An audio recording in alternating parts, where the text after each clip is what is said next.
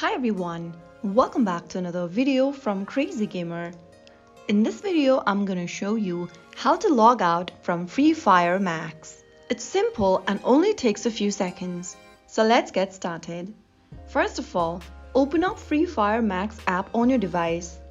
Now from the main lobby screen, tap on the gear icon in the top right corner. Now you will be able to see this kind of an interface where you need to go ahead and tap on a little exit icon at the bottom left, this one over here. Now go ahead and select whether you'd like to log out of current account or log out from all of the devices that you are currently logged in with Free Fire Max. After making a selection, click on log out and that's it. You'll be redirected to the sign in page and you have successfully logged out. If you found this video helpful, make sure to give it a thumbs up, subscribe for more tutorials, and leave a comment if you have any questions. Thanks for watching.